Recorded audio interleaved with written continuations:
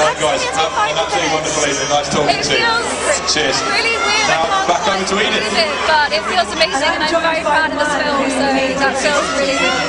Do you think you'll be staying in London for now, or are you going to be going over to America? I'm going back to the States on Sunday for the film premiere, and then I'm going back to university, so splitting my time as usual, which is amazing. I've had all the essentials packed for days, just in case. By the way, these jeans, not my favourite.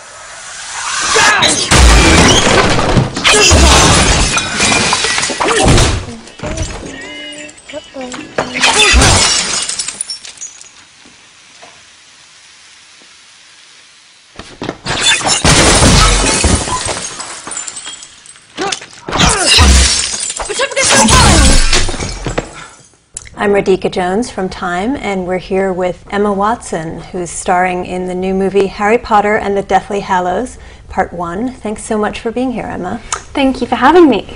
So I think we had a record number of questions for you, 1,600. So we better get started. Wow, that's now we've narrowed them down. I'm going to start with a very girly question for you. You look amazing with the new do. What made you cut it? I think I just needed a change. You know, I'd had my hair long for 10 years when I was playing Hermione, and then when I finished filming, I needed to do something different.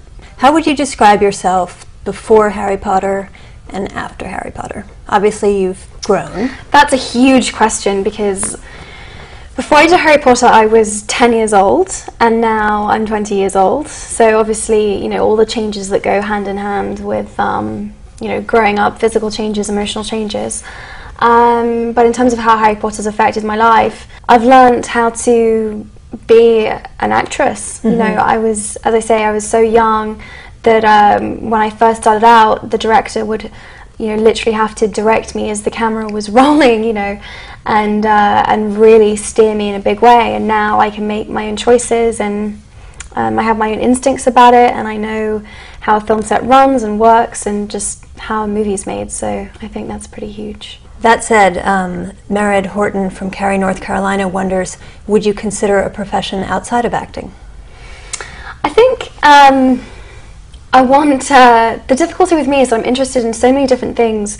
I can never really imagine myself doing one thing, and I'm pretty sure that I'll end up doing 4 or 5 different things. I want to be a Renaissance woman. That's my thing. I want to paint, and I want to write, and I want to act, and I want to just do everything.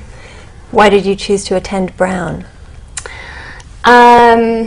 Because I loved its kind of liberal approach to an education, and I loved the sense of community that there is there, and the anonymity that I have over in the States.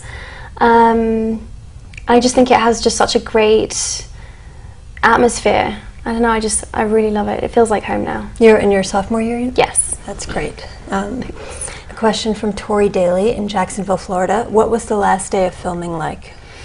It was really emotional. It felt very surreal. It almost felt like an out-of-body experience, because I feel like it's been coming for such a long time, and I felt like I'd spoken about it so much and thought about it so much, but when it actually arrived, it just didn't feel real. It was like very hard to process, so it was weird.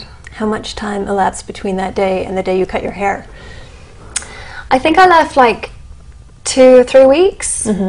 I needed like enough time to kind of find my feet, and then I was like, right, now I'm ready, it's time. I think you have to be in a really good frame of mind to do something so drastic to your appearance, you know, and I needed to be in a really good place, and when I was feeling very confident, I was like, right, I'm gonna do it, I'm gonna cut it all off.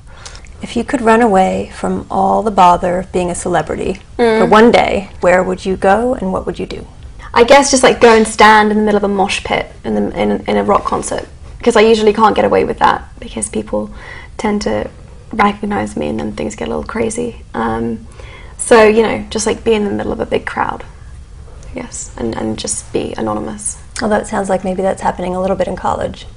It is actually. College, Brown has been amazing. I really get left alone there, so I'm very grateful. Have you had to choose a major yet? Yes, I'm majoring in history. Oh, that's great. Yeah, I'm great. really excited. One more. from Erica Bode in Arlington, Texas. You had doubts about continuing to play Hermione after the 5th movie was finished. How do you feel your life would have been altered if you had decided not to return for the last 3 films? I think I probably would have been public enemy number 1. I would not have been very popular.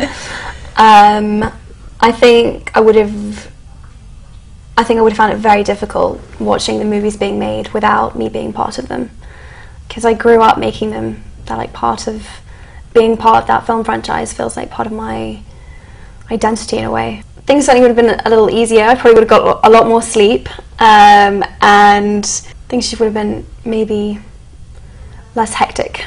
But I definitely made the right decision. Is there a role you'd really like to play? Tons. Which one to choose? I would love to play Juliet in Romeo and Juliet. Well, I hope casting directors are watching Yes, and listening. me too. So nice to have you here, Me Emma. too. Thank you so much. Thank really you. nice to meet you. Thought you had a plan. I told you everything Dumbledore told me, and in case you haven't noticed, we have found a Horcrux already. Yeah, and we're about as close to getting rid of it as we are to finding the rest of them, aren't we? Please take the Horcrux. You wouldn't be saying any of this if you hadn't been wearing it all day.